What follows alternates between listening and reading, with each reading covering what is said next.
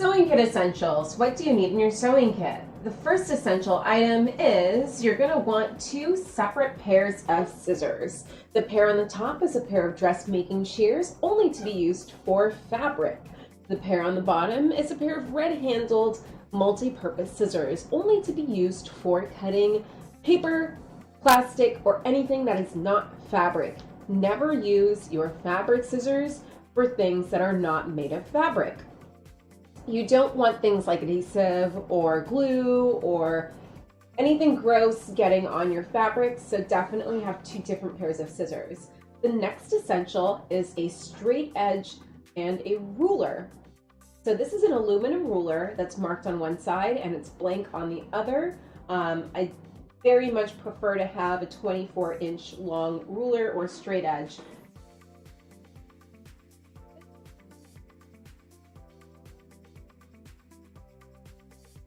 Embroidery cutters are excellent, especially if you plan to work with knit fabrics.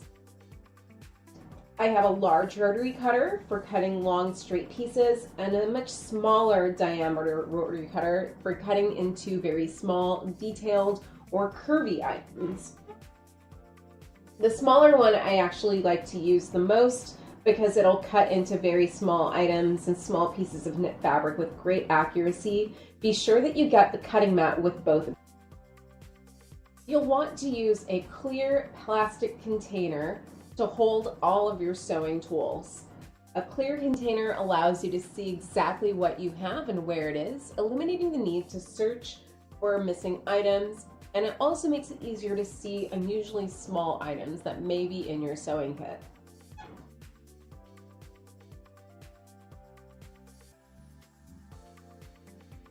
A seam ripper is an essential item. Eventually, you're going to make a mistake and you're going to want to rip out that seam so that you can restitch it. Now, you want to have a seam ripper that has a decent amount of grip to it so that you can easily hold it in your hands. If it's too small, it makes it really hard to manage.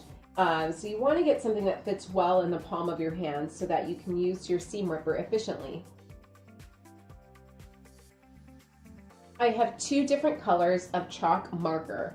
This is for making patterns and also for marking existing seam lines or hem lines. The light color chalk is for use on dark color fabrics. You want to have a high contrast with your chalk.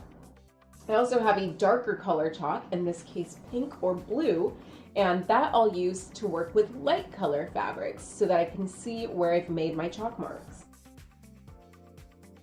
I also have a few tools of science and math included in my sewing kit. This is a locking compass. This specific kind of compass has a wheel in the middle to allow you to adjust the distance between the 2 points of your compass. I'll use my compass to make seam allowances of equal length down the sides of my pattern. I'll use my compass to help me measure the distance between certain points of my pattern, and I'll also use my compass to help draft accurate and beautiful circle skirts, as well as necklines, accurately making patterns for arm size, bodices, and also accurately measuring the width of darts. I also have a protractor. I like this style of protractor because as you adjust the degrees and the angle of your protractor, there's also a little bit of a ruler on there so that I can transfer that angle accurately to whatever paper or fabric I'm working with. I like to make sure that I have 2 pairs of small scissors. The one on the top is thread snips. The one on the bottom are embroidery scissors. I will use my thread snips, which feature a ring that fits right around your middle finger to help snip off any of these small, tiny, short pieces of thread that you might have left over on your garment. Now, these are really great just because of the form factor. They're really easy to use. Again, your thumb remains free so that you can snip away quickly and easily all of those little tiny threads that might be left at the end of your project.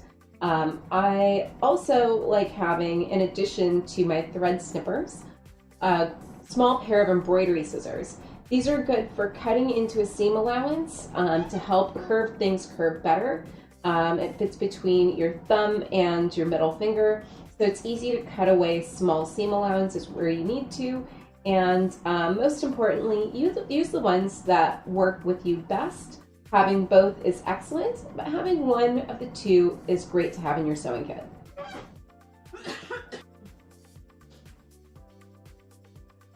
Blue painter's tape.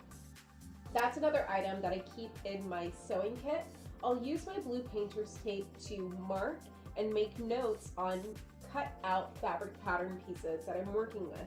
It's a lot more efficient to indicate what your fabric pieces are on blue painter's tape than it is to keep your thin tissue paper patterns pinned to your items. I also like using the Scotch Tape Essentials or Expressions masking tape. Now this masking tape has a ruler printed along the tape. If you sew for yourself and if you don't have a mannequin, the beauty of this tape is you can go ahead and tear off a length of it.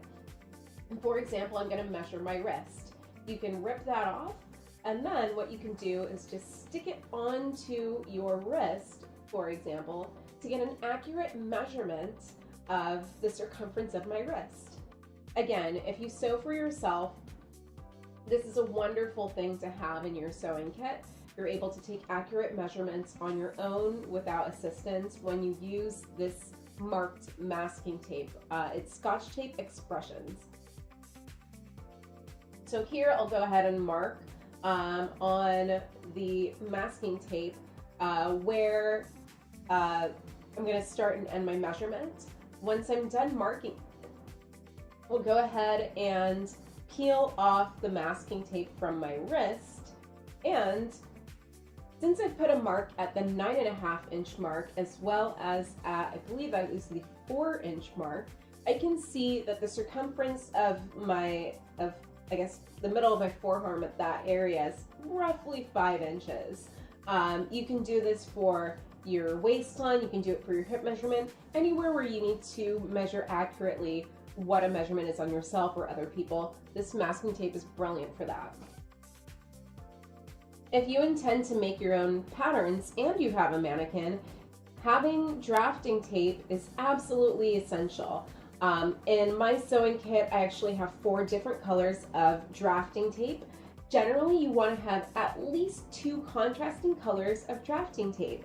Sometimes when you're making a garment, there's going to be an underlayer or a lining layer, and you'll want to distinguish the style lines of those layers from the outer fashion layer.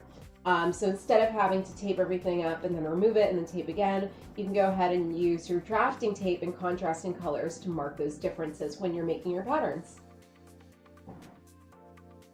And of course, pins. Pins are an essential item in your sewing kit. I have a fairly generous box of pins, and I like to keep the majority of my pins inside of the box, and then I'll take out maybe about a dozen or 2 dozen or so and put them on a pin magnet as my working stock. And now, fabric or pattern weights. My preferred pattern weight are actually spaghetti jars, just empty, clean spaghetti jars. They weigh just enough to hold your fabric and patterns down. They're easy to manage, and you can also use them to store small accessories.